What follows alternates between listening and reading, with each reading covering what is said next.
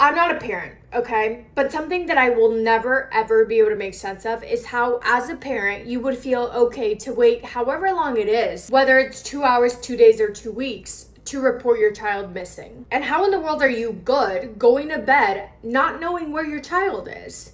That being said, before we get into it, I have to give a massive trigger warning. We're talking about a 5-year-old little boy in today's case. So if you think that listening to this is going to harm your mental health in any way, shape, or form, please take care of yourself, skip this video, and I will see you in my next one. I mean it. I love you. In 2016, Elijah Lewis was born to his mother, Danielle Delphine, and his father, Timothy Lewis, in Phoenix, Arizona. By the following year, so in 2017, his parents had decided to separate, and very quickly the household that he was born into no longer existed. Elijah's father, Timothy, got full custody of Elijah, so following the divorce, he kept him and they stayed in Arizona, while his mom, Danielle, moved back to New Hampshire. But then around 3 years go by, and all of a sudden, Danielle wakes up and decides that she wants to reconnect with her son, Elijah. Up until then, the two of them didn't really have a relationship, so when she reached out and she said that she wanted to be in his life again, Elijah's father, Timothy, was like, great, it's good for a child to have two parents who are present, who care for him, who love him. So he was supportive of the idea of letting her in again, and that's what he did. However, because Danielle had not been in Elijah's life, she wasn't aware of some of the developmental challenges that he had been going through. Elijah was still very, very little, and because he had been showing signs of behavioral patterns that needed help and attention, he had been seeing different doctors who cared for him and worked with him to understand and manage those patterns. So he needed extra help and attention. But then again, any little boy his age, 4 or 5 years old, needs a lot of attention and care. And that was something that Danielle was not prepared for. Danielle had been living in Merrimack, New Hampshire with her boyfriend, Joseph's staff. They were actually living at Joseph's mom's house with Joseph's mom, who pretty much supported the two of them. So in that basement lived Danielle, her boyfriend, and their 2-year-old toddler. And in May of 2020, 5-year-old Elijah Lewis would move in with them. Apparently, it was initially only supposed to be for around 30 days. His dad told Danielle that she could take him for 30 days to try and build a relationship with him, and they would see how it went. That was in May. Fast forward to January. Elijah is still living with them in that basement, and then Danielle falls pregnant with her third baby. So now she has a 2-year-old, 5-year-old Elijah, and she's pregnant. She's not working. According to her, she's depressed at home 24/7, having a really hard time, especially when it came to taking care of Elijah, because according to her, Elijah was a very difficult kid to parent. Meanwhile, throughout all of this, Elijah's dad, Timothy, is still checking in on them. He's calling, asking to speak to Elijah. He would FaceTime them to see how things were going, and progressively, with each call, his concern about his well-being started to grow. Because Tim was worried that Elijah's behavioral challenges had gotten worse since he got to New Hampshire, and he had become concerned that his son was not receiving the proper medical care that he needed. He got so worried, in fact, that at one point he ended up contacting the New Hampshire's Division for Children, Youth, and Families, also known as DCYF, to report his concerns directly. So DCYF then opens up an investigation to look into how Danielle is caring for Elijah. Everyone agrees that it is too much for Danielle, and she's not taking care of him in the way that she should be, including Danielle. She actually tells Tim at one point, look, this is too much, please take him back, I don't want him. And Tim says that he doesn't really have the money right now, right then and there, to go and pick him up. So after the DCYF investigation, Danielle says, okay, you know what? I'm just going to send Elijah off with my sister in California, and she can take care of him. And I guess that was enough for DCYF to back off. But then, for whatever reason, Danielle changes her mind, and she thinks, actually, I will keep Elijah. I will enroll him in school, and I will keep him for the entire school year. So Elijah stays in New Hampshire for that next year. And throughout that time, something was happening inside of the basement of that house that the outside world could not see. Because Danielle, along with her boyfriend Joseph, did not care for Elijah at all. In fact, you could argue that they hated him. They despised this tiny little boy who his entire life asked for nothing but love was the farthest thing away from what he was shown. In later text messages that would be revealed, it is clear just how much Danielle and Joseph hated Elijah. In a text exchange, Danielle referred to Elijah, 5 years old by the way, as pure evil, complaining about his behavior and comparing him to infamous criminals, writing, quote, I'd call him the next Ted Bundy and Jeffrey Dahmer. In another text to a close friend, she writes, quote, it's so sad, but I have no connection with this child. His father took him at the age of 1 and never returned him until last May 2020. He's been getting worse and worse. I want him gone. I cannot handle him anymore. We know that they often punished him physically and withheld food from him. In a text that Danielle sent to Joseph, she wrote, quote, "He said he wants food and he wants me to stop starving him because it's not nice." And in another message to him, she wrote, quote, "I'm going to him and I mean it." So why exactly she made the choice to keep him when it's clear that she did not want him is perhaps a question that we will never know the answer to. It was October of 2021 when Danielle gave birth to her third baby in the bathtub in that basement of the house. And within days of that baby being born, Joseph took him and he dropped him off at a hospital that was a safe haven location. So he just dropped him off at the hospital for them to take him because clearly they did not want another baby. So when the hospital took this baby and checked him out, they found traces of illegal substances in his system. That was concerning, obviously. So they did their homework and ultimately they were able to connect this baby back to Danielle and Joseph. Because of that, DCYF gets involved with the family again, and they needed to go to the house to make sure that things were okay. When Joseph then learns that DCYF is going to stop at the house, he allegedly texted his mother, the owner of the house, and asked her to not bring up Elijah if she was asked about him. But DCYF had been there before, right? This was their second time at that house. So they showed up, they see the couple's toddler, but they don't see Elijah. And they knew for a fact that Elijah had been living inside of that house. So of course, not seeing him raised a lot of questions.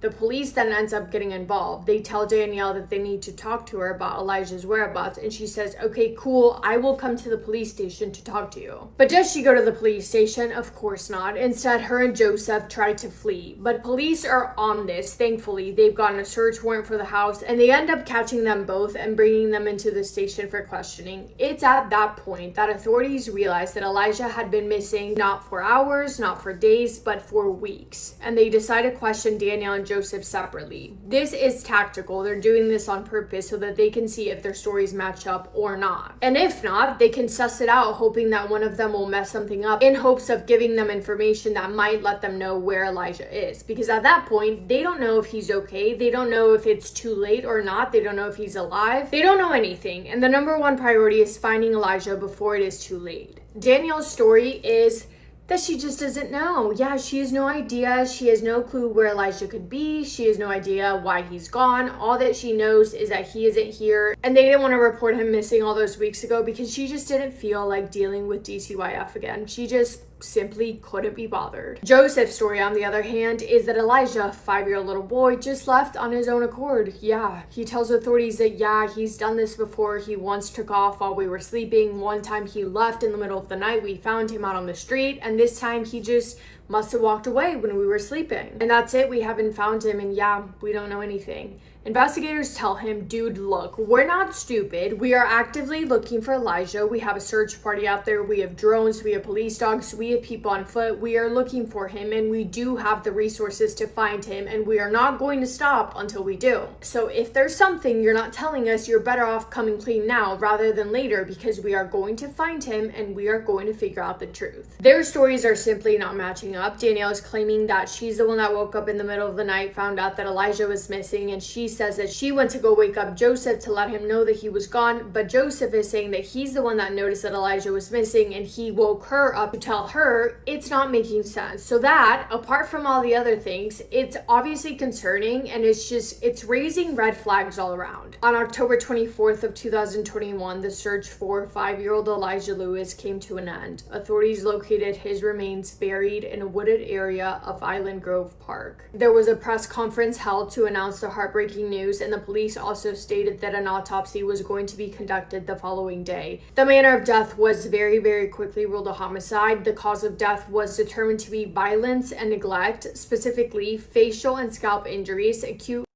intoxication, malnourishment, and pressure ulcers. The pressure ulcers, also commonly referred to as bed sores, were among the most disturbing details in the medical record. A medical director reviewed the autopsy, and she stated that those sores were the kind of sores that you would find on someone that had been held in restraints. The malnourishment, she also stated, suggested weeks, if not months, without adequate food, and the head trauma was not a single injury. Referring to that, she stated that, quote, "It would fall into the category of of torture, really. His remains were found at the end of October, but prosecutors believe that Elijah died sometime between September 21st and September 24th, 2021. He was 3 feet tall and he weighed 19 pounds, and just to put his condition into perspective, the average 5-year-old boy his height would weigh approximately 40 pounds. Elijah weighed less than half of that.